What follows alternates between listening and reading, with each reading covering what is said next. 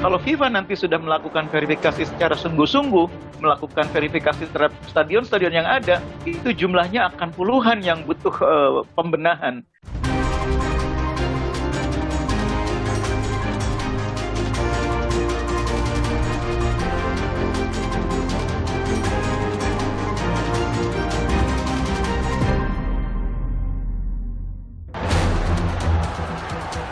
FIFA akan kawal transformasi sepak bola Indonesia. Jelang sidang kasus pembunuhan Yosua, pengacara Richard Eliezer menyebut ada kejutan menanti. Status kasus KDRT naik ke penyidikan, Bilar segera diperiksa. Sementara itu, pasangan selebritas Baim Paula terjerat kasus prank KDRT.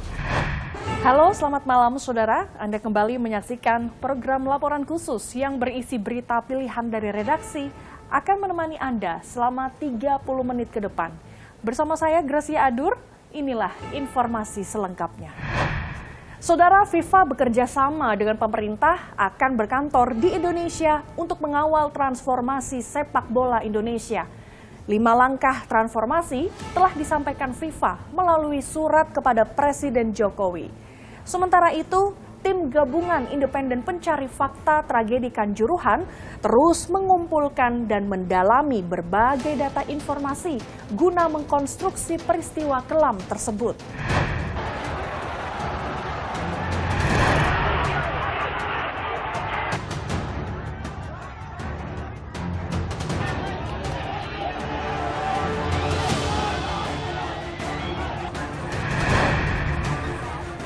Alhamdulillah, sepak bola Indonesia tidak dikenakan sanksi oleh FIFA, dan FIFA bersama-sama dengan pemerintah akan membentuk tim transformasi sepak bola Indonesia. Di tengah duka tragedi di Stadion Kanjuruhan, FIFA memutuskan tidak memberi sanksi bagi sepak bola Indonesia. Kini, FIFA bekerja sama dengan pemerintah akan berkantor di Indonesia untuk mengawal transformasi sepak bola Indonesia. Anggota Komite Olimpiade Internasional IOC, Erick Thohir menilai keputusan FIFA berdinas di Indonesia sebagai langkah serius membenahi sepak bola di tanah air. Ya, tidak hanya pertandingan nanti, saya yakin FIFA juga akan mempelajari mengenai tadi pertandingan-pertandingan sepak bola di Indonesia, apakah memang ini bersih atau tidak.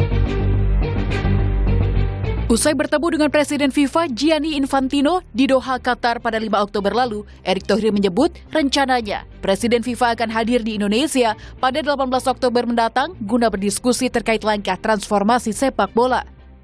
Ada 5 langkah transformasi yang disampaikan FIFA melalui surat kepada Presiden Jokowi. Pertama, membangun standar keamanan di seluruh stadion Indonesia. Kedua, memformulasikan protokol dan prosedur pengamanan yang dilakukan pihak kepolisian berdasarkan standar internasional. Ketiga, melakukan sosialisasi dan diskusi dengan klub-klub bola di Indonesia, termasuk perwakilan supporter untuk mendapatkan saran, masukan, serta komitmen bersama. Keempat, mengatur jadwal pertandingan yang memperhitungkan potensi resiko. Dan kelima, menghadirkan pendampingan dari para ahli di bidangnya. Lantas, bagaimana dampak keterlibatan FIFA dalam transformasi sepak bola Indonesia? Kalau FIFA nanti sudah melakukan verifikasi secara sungguh-sungguh, melakukan verifikasi terhadap stadion-stadion yang ada, itu jumlahnya akan puluhan yang butuh pembenahan. Pemerintah juga tentu harus berpikir keras dari mana mengalokasikan anggarannya, dan itu pasti tidak akan dilakukan secara serentak, pasti akan bertahap pelan-pelan. Sementara itu, tim gabungan independen pencari fakta TGIPF tragedi Kanjuruhan terus mengumpulkan dan mendalami berbagai data informasi guna mengkonstruksi peristiwa 1 Oktober lalu. Presiden Jokowi memberikan tenggat waktu kurang dari sebulan bagi TGIPF untuk menyelesaikan penyelidikan tragedi Kanjuruhan, terutama penyebab pintu terkunci dan tangga yang terlalu tajam yang disebut Presiden Jokowi sebagai masalah dari tragedi ini. Pernyataan Presiden Jokowi tersebut justru menuai kritik dan dinilai kurang bijaksana. Pasalnya, ia tak menyoroti penggunaan gas air mata yang diduga memicu kepanikan para supporter di Stadion Kanjuruhan hingga menyebabkan penumpukan di pintu stadion. Namun, Kepala TGIPF Mahfud MD dalam program Prosi di Kompas TV membantah hal tersebut. Ia menjelaskan, keterbatasan waktu menjadi alasan Presiden Jokowi tak sempat menyinggung soal gas air mata. Karena waktunya pendek, tidak diungkapkan semua ke publik ketika dia dicegat untuk keterangan pers gitu. Sebelum itu kan banyak yang disinggung, terutama rapat-rapat di istana ketika memanggil saya itu, satu soal keamanan, dua soal kenapa kok bisa itu supaya diselidiki itu gas air matanya jenis apa, kata Presiden. Kok bisa sampai begitu fatalnya. Pada temuan awal, TGIPF mengungkap usai pertandingan pintu 12 dan 13 Stadion Kanjuruhan masih tertutup saat kericuhan antara supporter dan polisi terjadi. Padahal, pintu seharusnya sudah dibuka sejak 10 menit sebelum pertandingan berakhir.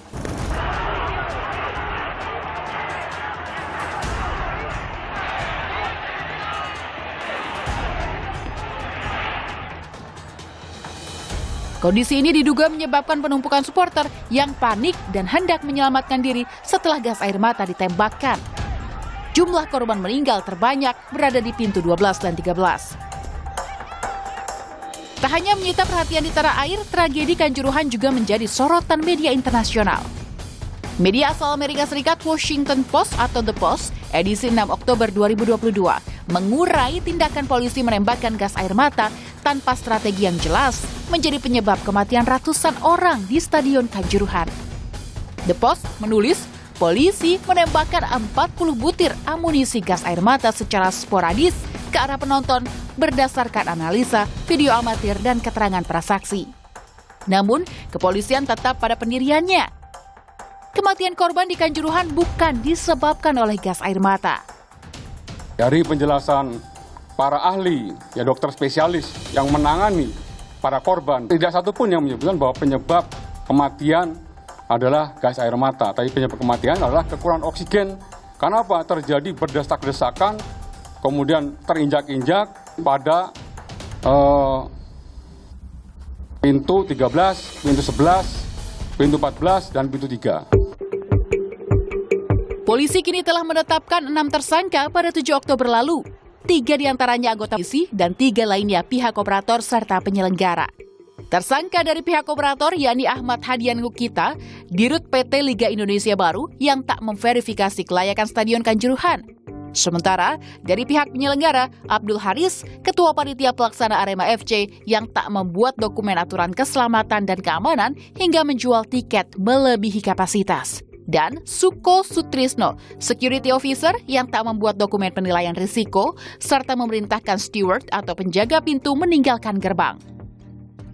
Selain itu, 3 tersangka dari kepolisian yakni Kompol Wahyu SS, Kabak Ops Polres Malang yang membiarkan tembakan gas air mata, dan AKP Hasdarman, Komandan Kompi 3 Brimopolda Jatim, serta AKP Bambang Sidik Ahmadi, Kasat Samapta Polres Malang yang memerintahkan tembakan gas air mata. Ke-6 tersangka dijerat dengan pasal 359 dan 360 Kitab Undang-Undang Hukum Pidana KUHP terkait kelalaian yang menyebabkan kematian luka berat dengan ancaman hukuman maksimal 6 tahun penjara. Sementara itu, Panglima TNI Jenderal Andika Perkasa menjamin anggotanya yang terbukti melanggar wewenang akan dipidana. Dari 5 ini 4 sudah mengakui, tapi 1 belum, tapi kami nggak menyerah. Makanya kita memeriksa juga yang lebih atasnya. Prosedur apakah yang mereka lakukan?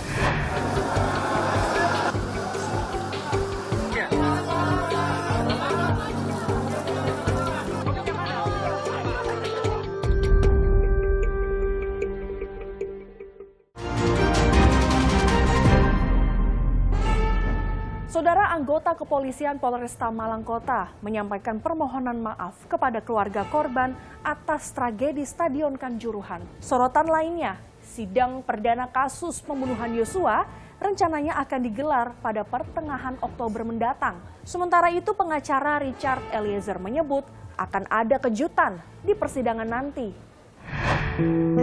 Bismillahirrahmanirrahim. Sambil bersujud, anggota kepolisian Polresta Malang Kota memohon ampun kepada Tuhan Yang Maha Esa, serta memohon maaf kepada korban, keluarga korban, dan Aremania atas tragedi yang terjadi di Stadion Kanjuruhan awal Oktober lalu. Tragedi yang menewaskan sedikitnya 131 orang, 39 diantaranya adalah anak-anak. Permintaan maaf para aparat kepolisian mungkin dapat sedikit meringankan duka keluarga korban tragedi Kanjuruhan. Namun, keadilan tetap diharapkan keluarga korban. Iya Pak ya, kalau ngambil tindakan itu berhati-hati juga gitu loh Mbak. Kan itu juga ricuhnya itu di lapangan, terus yang di tribun itu kan nggak tahu apa-apa kok ikut ditembak gitu loh Mbak. Intinya diperketat lagi lah itu kan.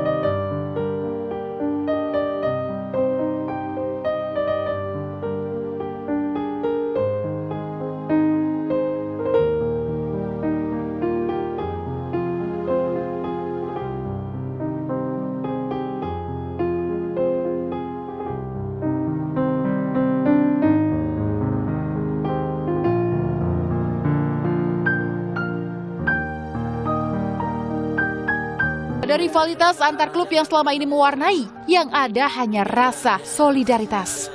Semua berduka, semua berharap tragedi tak lagi terulang.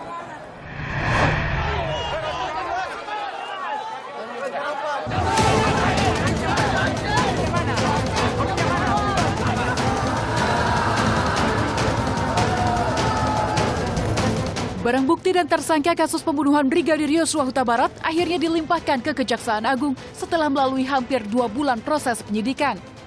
Tersangka Ferdi Sambo dan istrinya Putri Chandrawati, Barada Richard Eliezer, Bribka Riki Rizal dan Kuat Maruf untuk pertama kalinya dirilis tim Kejaksaan Agung dengan menggunakan rompi tahanan Kejagung. Ferdi Sambo sempat memberikan pernyataan penyesalan dan meminta maaf kepada orang tua Yosua. Siap untuk menjalani semua proses hukum. Istri saya tangan Bapak bersalah. Bapak saya pegang. Tidak melakukan apa-apa, justru menjadi korban. Saya menyampaikan permohonan maaf kepada pihak-pihak yang sudah terdampak atas perbuatan saya, termasuk Bapak dan Ibu dari Yosua. Selain 5 tersangka perkara pembunuhan Brigadir Yosua, 6 tersangka perintangan penyidikan atau obstruction of justice kasus Yosua juga diperlihatkan ke publik saat penyerahan tersangka dari Bareskrim Polri ke Kejaksaan.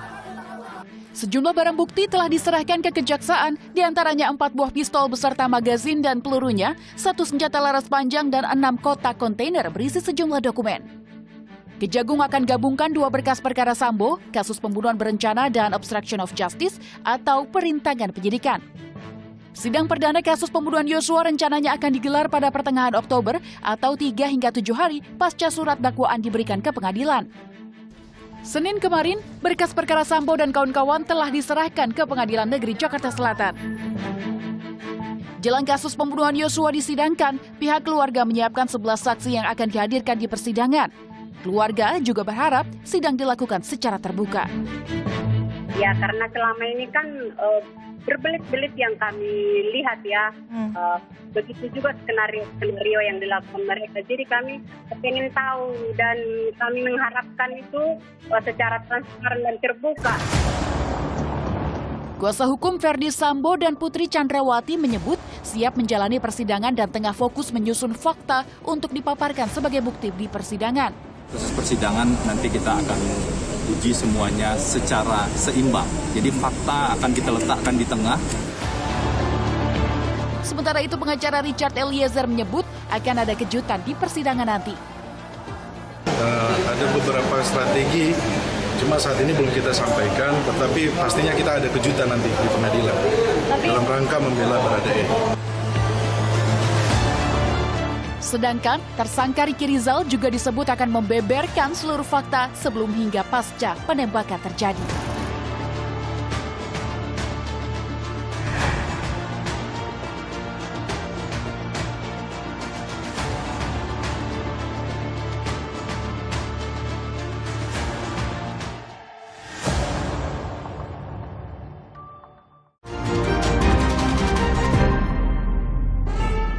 Saudara, pihak kepolisian telah mengantongi bukti tindak kekerasan terhadap Lesti Kejora.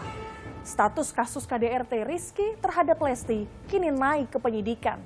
Di tengah kasus KDRT yang menimpa pedangdut Lesti Kejora, pasangan selebritas Baim dan Paula justru terjerat kasus video prank tindak KDRT.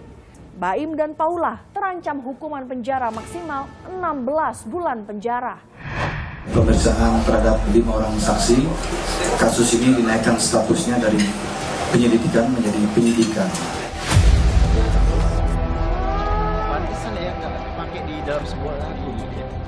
Kasus kekerasan dalam rumah tangga atau KDRT selebritas Rizky Bilar terhadap Lesti Kejora masih bergulir. Usai melaporkan Rizky Bilar atas dugaan KDRT, pedangdut kondang tersebut kembali diperiksa polisi untuk kedua kalinya pada Jumat 7 Oktober lalu.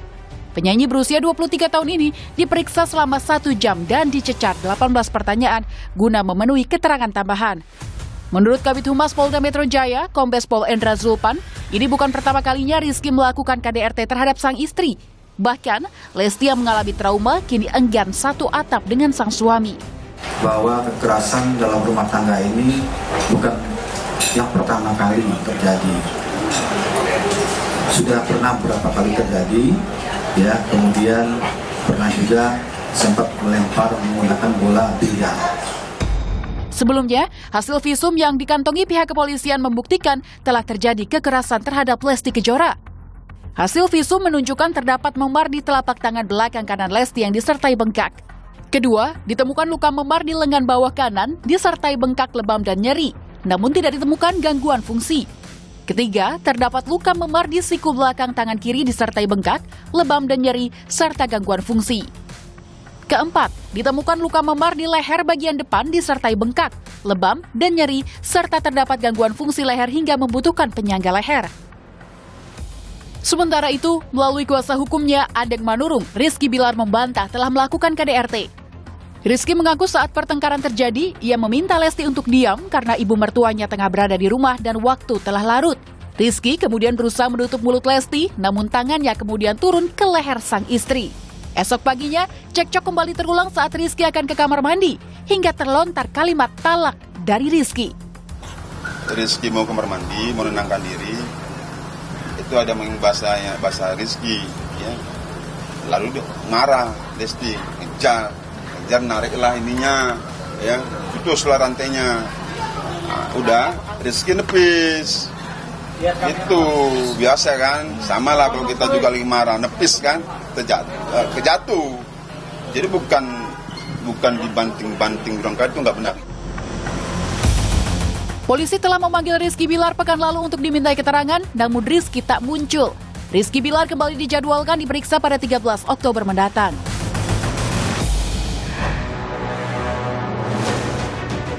Di tengah kasus KDRT yang menimpa pedangdut Lesti Kejora, pasangan selebritas Baim Wong Paula Verhoeven justru membuat video prank tindak KDRT.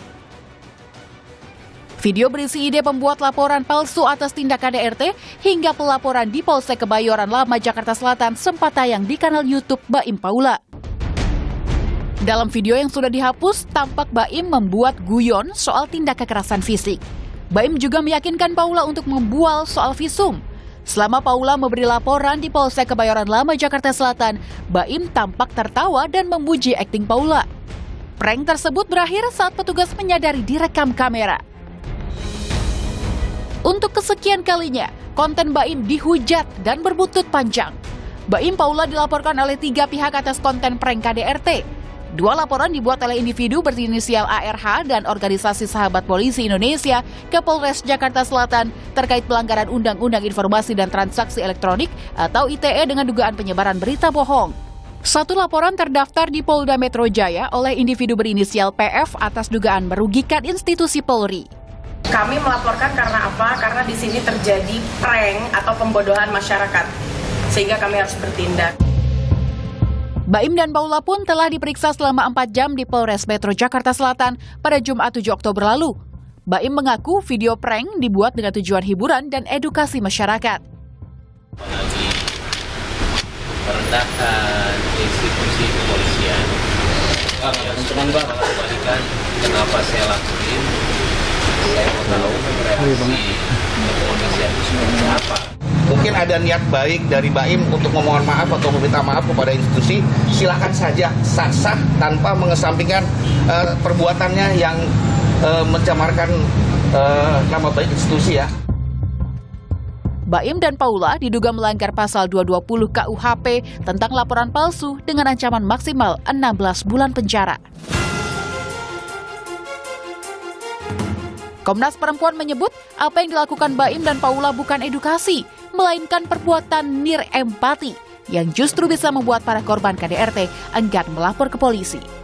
Komnas Perempuan mencatat ada 544.452 kasus KDRT sepanjang tahun 2004 hingga 2021. 70%-nya kasus kekerasan terhadap istri. KDRT dapat menimbulkan disabilitas dan trauma berkepanjangan pada korban, bahkan hingga memunculkan depresi dan keinginan bunuh diri. Isu KDRT merupakan hal serius yang tak layak dihadirkan bahan prank atau lelucon, apalagi hanya demi konten sosmed belaka. Informasi tadi sekaligus menutup perjumpaan kita. Situasi memang terus membaik, namun kita tetap waspada karena COVID-19 masih ada. Selalu pakai masker saat beraktivitas di dalam ruangan, vaksinasi lengkap dan booster untuk perlindungan sempurna demi imunitas kita semua. Saya Gracia Adur, pamit undur diri. Sampai jumpa.